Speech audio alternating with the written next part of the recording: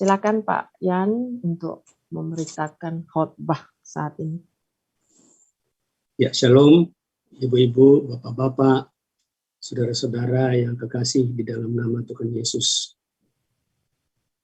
Dari dua perikop pembacaan tadi, yang pertama dari Kejadian 2 merupakan cikal bakal berdirinya sebuah keluarga. Sedangkan dari Matius 7 tadi adalah dasar yang harus kita pakai agar keluarga kita kokoh dan harmonis. Jadi tema kita pada hari ini adalah membangun keluarga yang harmonis dan seumur hidup. Nah, dari tema itu pasti timbul pertanyaan, bagaimana caranya membangun keluarga supaya tetap harmonis dan seumur hidup. Namun sebelum kita membahas atau menjawab pertanyaan ini, kita belajar dulu apa kata Alkitab tentang terbentuknya keluarga yang pertama, yaitu Adam dan Hawa. Jadi berawal saat Tuhan menciptakan isi dunia ini selama 6 hari, maka pada hari yang ke-6, Allah berkata bahwa segala sesuatu yang dibentuk itu adalah baik adanya. Ayatnya di ayat 31, maka Allah melihat segala yang dijadikannya itu sungguh amat baik. Jadi selama 6 hari itu, setiap kali Tuhan selesai menjadikan hari pertama sampai hari ke-6, selamanya Tuhan melihat bahwa apa yang dijadikannya itu sungguh sangat baik. Tetapi muncul di ayat yang ke-20, ayat ke-18, dari Kejadian 2 ayat 18, mengatakan Tuhan Allah berfirman tidak baik kalau manusia itu seorang diri saja. Jadi penciptaan selama 6 hari ini baik semua, tapi ada satu yang kurang baik, kata Tuhan. Itu kalau manusia itu cuma seorang diri saja, itu kurang baik di mata Tuhan.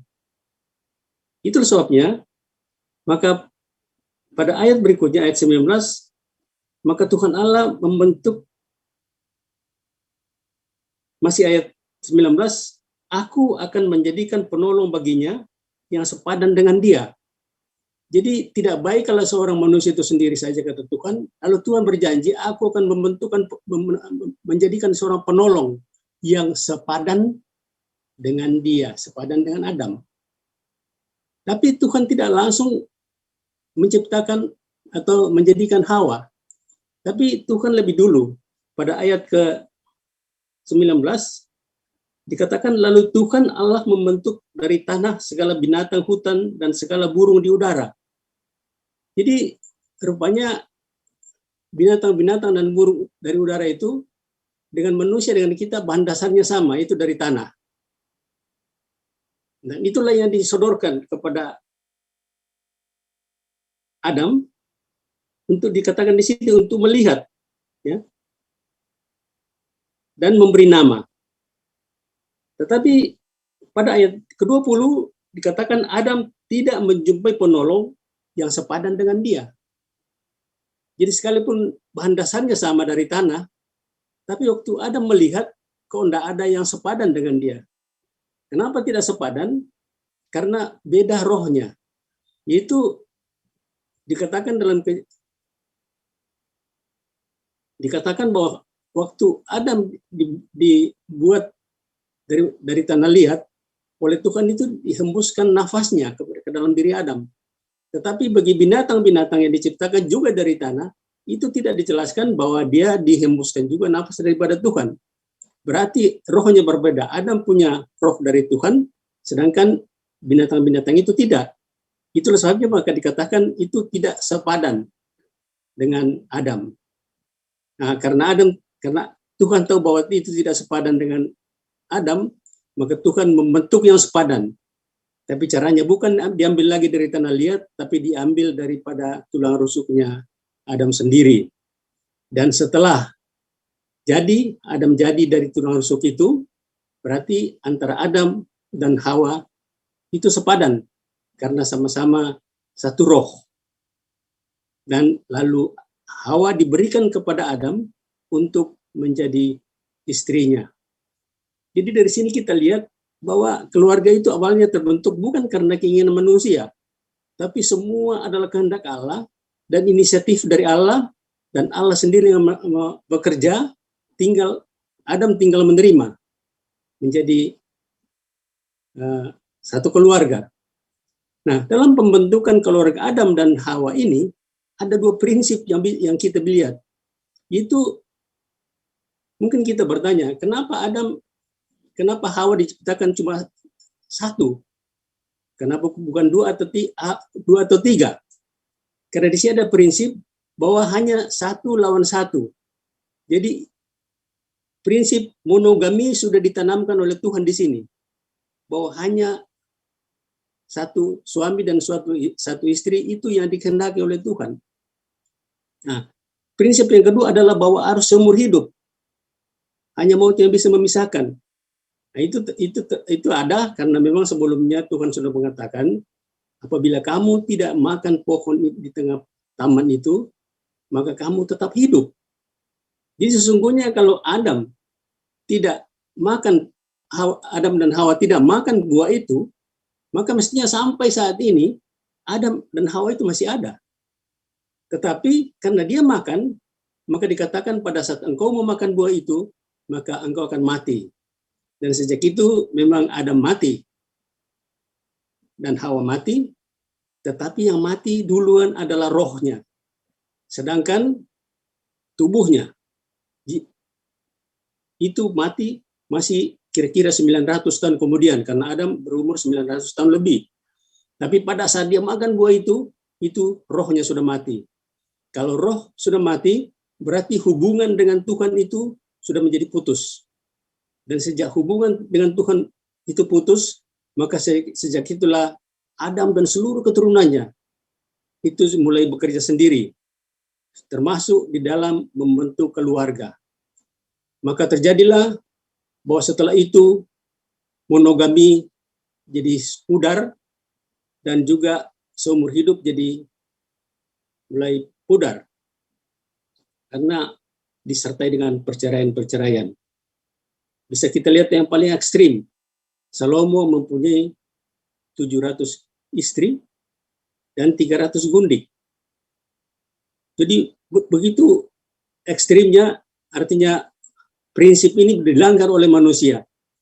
Sehingga dengan demikian, maka prinsip yang Tuhan tanamkan itu menjadi sirna sampai Tuhan Yesus datang ke dalam dunia ini, maka Tuhan Yesus mulai akan memperbaiki supaya prinsip ini bisa kembali, bahwa kalau manusia membentuk keluarga, maka keluarga itu harus monogami dan harus seumur hidup, yang dalam arti kata hanya bisa bercerai kalau dipisahkan oleh maut. Saudara, kita pada era ini beruntung karena ada Tuhan Yesus yang memberikan kita pelajaran atau patokan bagaimana membangun keluarga yang betul. Dan untuk itu Tuhan Yesus pada bacaan kita yang kedua tadi memberikan contoh bahwa membangun keluarga itu diumpamakan atau sama dengan membangun rumah secara fisik. Di mana dikatakan kalau kita membangun rumah secara fisik, maka supaya rumah itu kuat, maka harus dibangun di atas batu. Harus dia bangun di atas batu karang. Supaya kalau ada badai, kalau ada angin, maka rumah itu tidak akan roboh. Nah, demikian juga dengan membangun keluarga, harus juga dibangun di atas batu. Tetapi batu yang mana kalau kita bangun keluarga? Di dalam 1 Korintus 10 ayat 4 dikatakan, karena mereka minum dari batu karang yang mengikuti mereka. Dan batu karang itu adalah Yesus Kristus. Jadi fondasi kita pada saat ini, kalau kita membangun keluarga, baik keluarga yang baru maupun keluarga yang sudah lama, artinya untuk mempertahankannya, maka dasarnya itu adalah di dalam Tuhan Yesus Kristus. Loh, terus bagaimana caranya membangun di atas dasar Kristus? Apakah Kristus itu kita taruh di bawah seperti fondasi? Nah, ada dua cara yang kita teladani dalam membangun keluarga kita yang dasarnya adalah Kristus. Yang pertama yaitu kita meneladani Tuhan Yesus waktu membangun jemaatnya.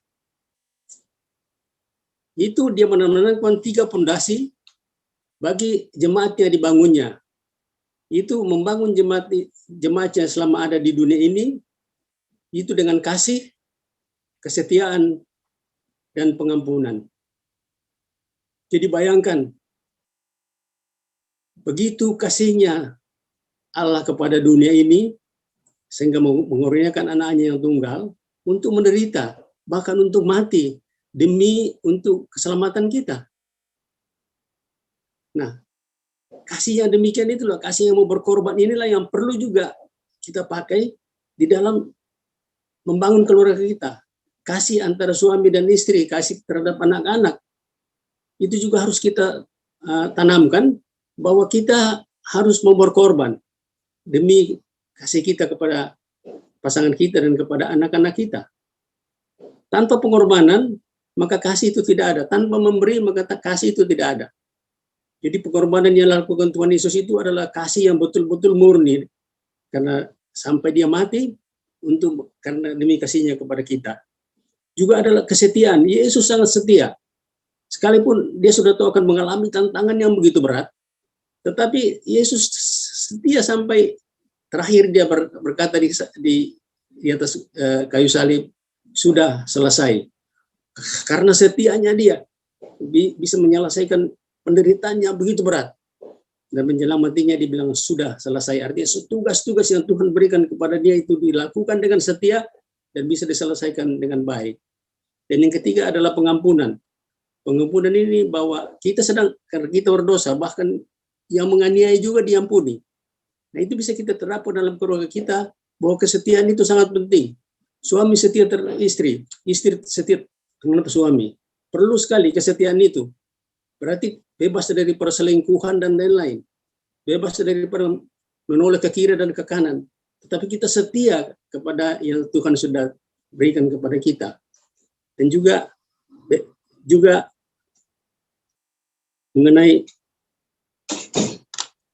pengampunan, bahwa antara suami dan istri itu pasti ada yang salah. Pasti ada yang melakukan kesalahan, dan pengampunan inilah yang perlu. Bahwa yang salah mengampuni, dan yang bersalah diampuni, dan yang satu untuk mengampuni. Yang kedua, dasar yang kedua itulah menjadikan Yesus sebagai Raja yang bertahta dan memerintah dalam keluarga kita. Jadi selama kita menjadikan Yesus sebagai Raja, dan terus bertahta dan memerintah dalam hidup kita, berarti kita sudah menjadikan Yesus sebagai dasar, sebagai fondasi daripada kehidupan keluarga kita. Saudara, itulah dasar yang paling kuat yang harus kita tanamkan, yang harus kita taruh di dalam kehidupan keluarga kita, yaitu batu karang rohani Yesus Kristus yang diteladani di dalam kasih, di dalam kesetiaan, dan di dalam pengampunan. Dan juga menjadikan raja, berarti apapun yang kita lakukan itu ada raja yang menentukan, ada raja yang membimbing kita, ada raja yang menopang kita dalam kehidupan kita. Nah, untuk membangun suatu rumah tidak cukup hanya pondasinya saja yang kuat. Tapi tentunya karena ada atapnya berarti ada tiang-tiang atau pilar-pilar juga yang harus kita bangun supaya kuat. Karena kalau pondasinya sudah kuat, tapi kalau tiang-tiangnya atau pilar-pilarnya tidak kuat, maka ada juga akan rentan kalau badai yang kuat atau angin itu menerpa. Itulah sebabnya, maka di sini saya ajukan ada 4 pilar yang harus kita bangun supaya keluarga yang kita bangun yang fondasinya sudah kuat di dalam Kristus itu bisa tambah kuat. Jadi rumah dengan fondasi yang kuat, dengan tiang dan tiang-tiang yang kuat itu pasti akan kuat sekali. Jadi mungkin juga dengan kehidupan keluarga kita, kalau kita bangun di atas dasar Yesus Kristus dan pilar-pilarnya juga kita bangun terus, maka itu kan menjadi keluarga yang kokoh, yang bisa menjawab tema kita, yaitu membangun jemaat, membangun keluarga yang harmonis dan seumur hidup. Yang pertama, pilar yang pertama ialah taat dan setia pada perjanjian yang diucapkan di depan Tuhan dan jemaatnya pada saat kita baru pertama kali, pada saat kita melakukan pernikahan. Di Katolik dikatakan sakramen pernikahan, tapi di Protestan itu bukan sakramen. Tapi disitulah kita berjanji kepada Tuhan dan jemaatnya bahwa saya akan setia untuk baik dalam susah atau duka, susah atau senang, dalam duka atau tidak berduka, dalam kaya atau miskin. Itu kan kita janjikan begitu. Jadi pada saat kita menghadapi masalah dalam keluarga kita, maka kita ingat kembali janji itu.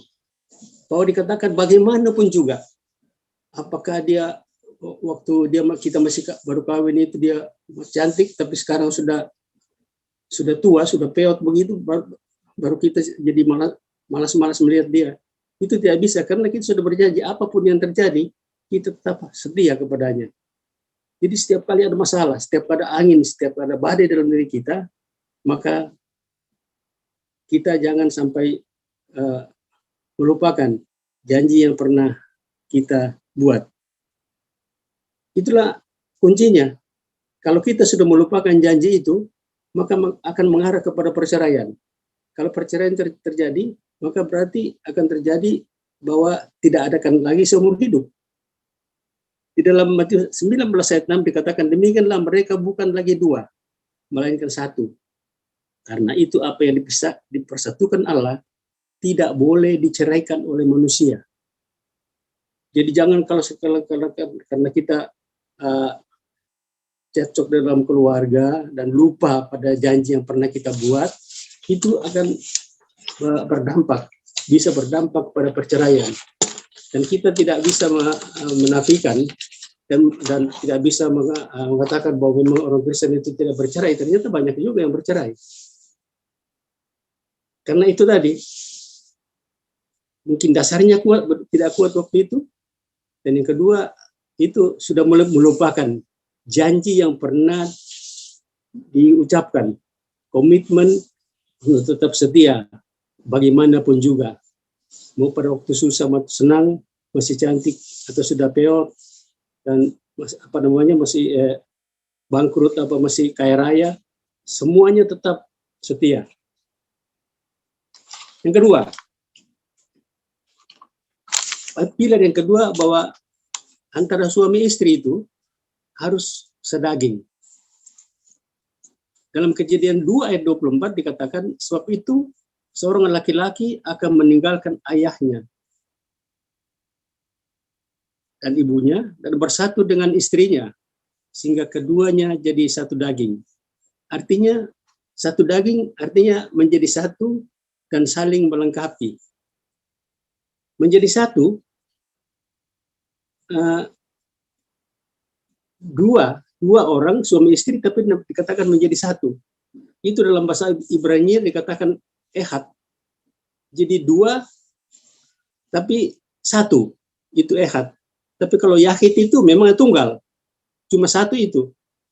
Makanya pelajaran yang lalu yang pernah kita sampaikan mengenai Tritunggal, yaitu 3 tapi 1, itulah ehad. Ini juga suami dan istri 2 tapi 1 daging. Nah, apa saja yang menjadi satu di sini? Dikatakan suami istri jadi satu, tapi apanya yang jadi satu? Di dalam 1 Tesalonika 5 ayat 23 dikatakan manusia itu terdiri dari tubuh, roh, dan jiwa. Dan ketiganya inilah yang harus bersatu. Itu harus satu tubuh. Satu tubuh itu akan mengakibatkan perintah untuk beranak cucu itu kan terjadi. Tapi kalau suami istri tidak satu tubuh, maka perintah untuk beranak cucu dan bertambah banyak itu tidak akan terjadi. Itulah sebabnya maka suami istri itu kita kenal ada 3 macam kasih, itu kasih eros, kasih filia, dan kasih agape. Memang harus dipunyai, tapi di situ yang untuk suami istri penting untuk kasih eros ini supaya bisa beranak cucu. Yang kedua, satu roh. Satu roh itu artinya satu iman. Jadi sama-sama sudah lahir baru. Kalau tanpa seiman, pada umumnya pernikahan itu, keluarga itu akan rentan untuk bercerai.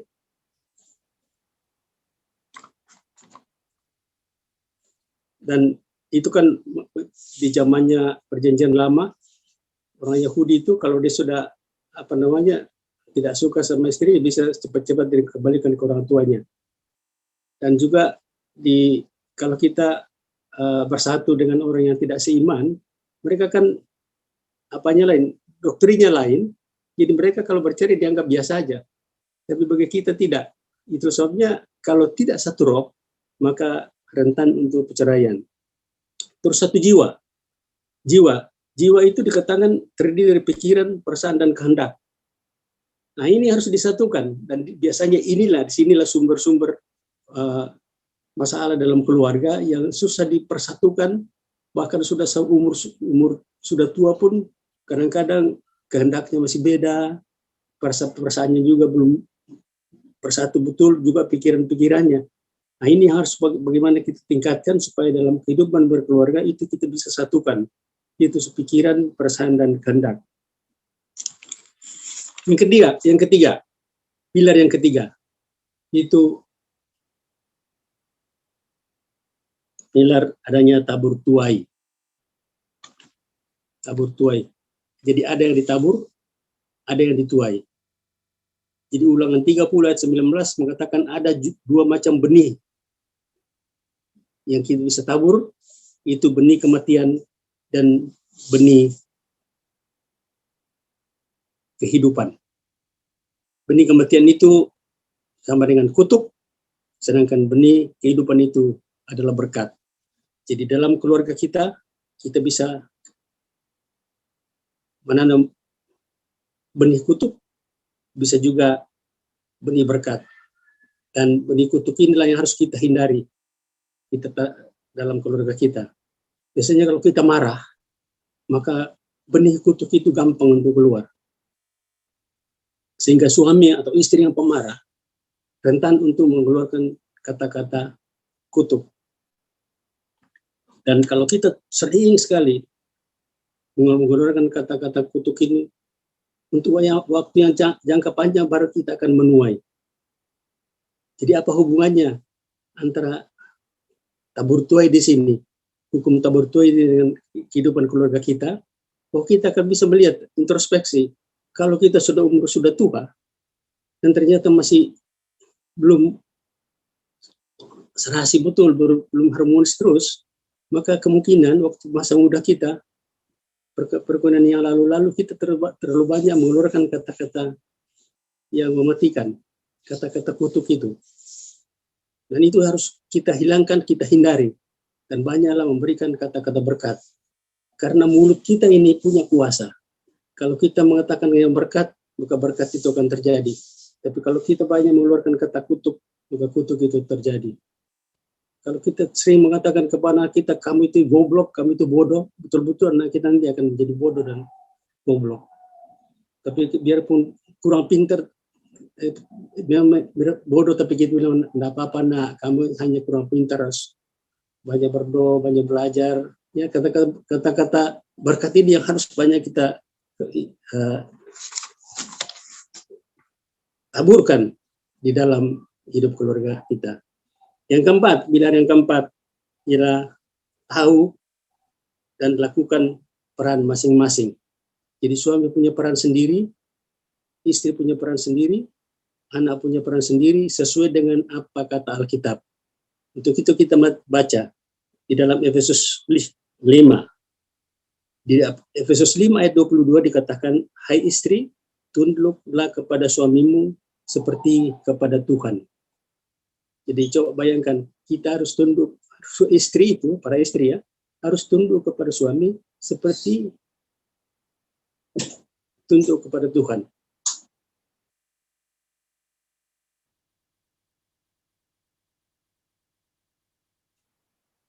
Tunduk kepada suami artinya menghargai dan menghormati suami. Tidak menjela-jelakan suami apalagi di luar, karena itu berarti tidak tunduk kepada suami. Jadi sekalipun mungkin suami pendapatan lebih kecil dan istrinya lebih besar pendapatannya, tapi tetap sesuai dengan perintah Tuhan, itu harus tunduk kepada suami seperti jemaat tunduk kepada Yesus. Sedangkan kebaliknya, suami, kasihilah istrimu sebagaimana Kristus mengasihi jemaat. Bagaimana caranya Kristus mengasihi jemaat? Seperti kita katakan tadi, Kristus mengasihi jemaat itu sampai mati, sampai mengorbankan jiwanya, sampai menderita demi kasihnya kepada jemaat. Sehingga dengan demikian, maka suami juga betul-betul harus mengasihi istrinya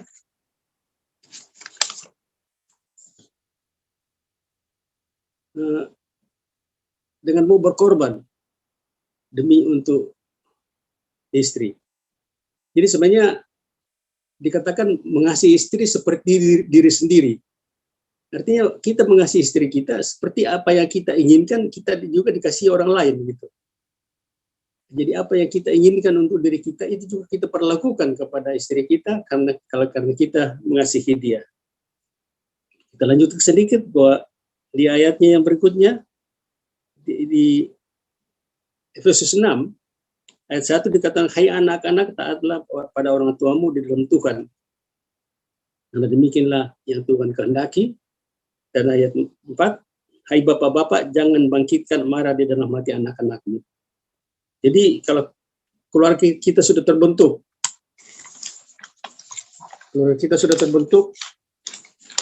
dengan dasar yang kuat, dengan pilar-pilar yang kuat, dan apabila Tuhan mengaruniakan kepada kita anak-anak, maka itu ada juga perintah bahwa si anak ini harus taat juga kepada orang tua, harus menghormati orang tuanya.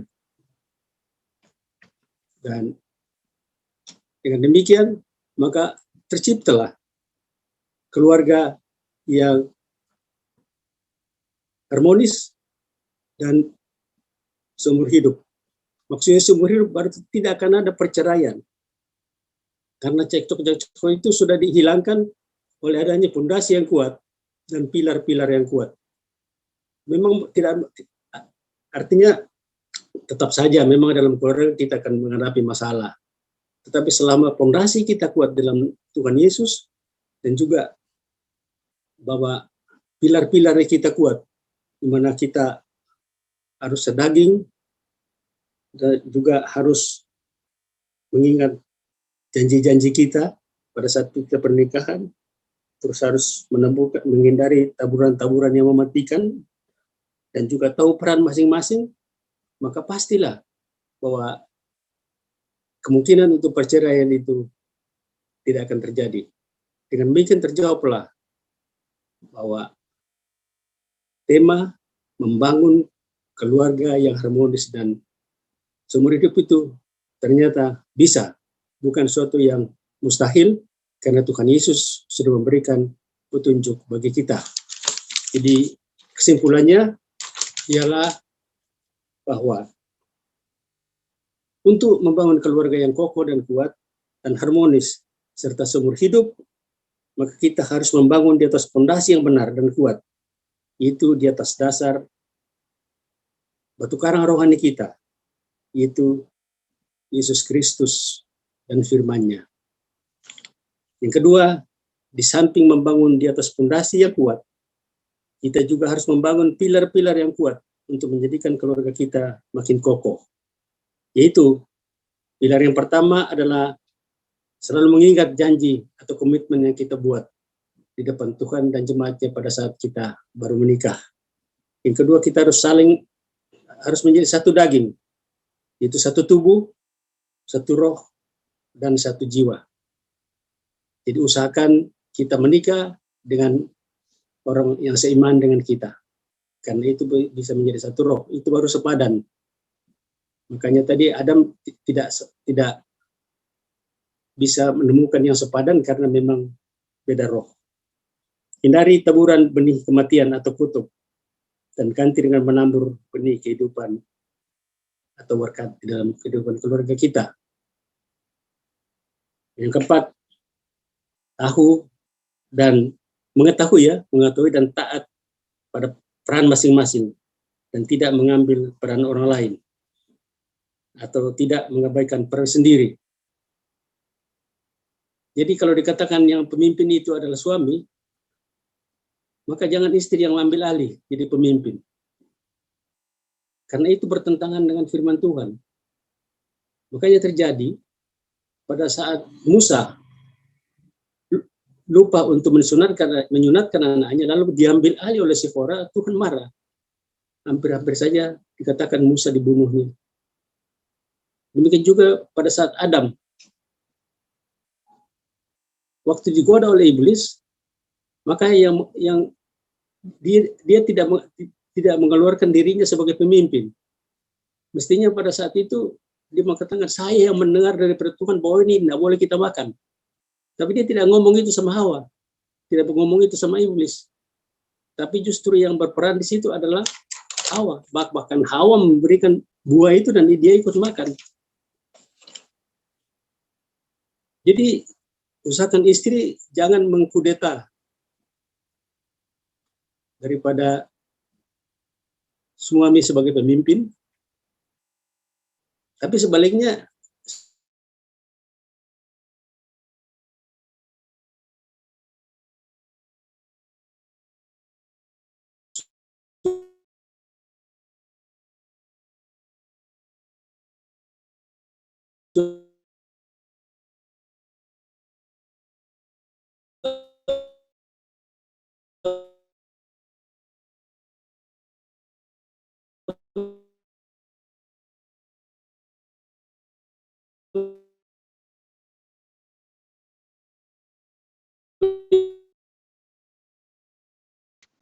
terganggu, ada telepon masuk.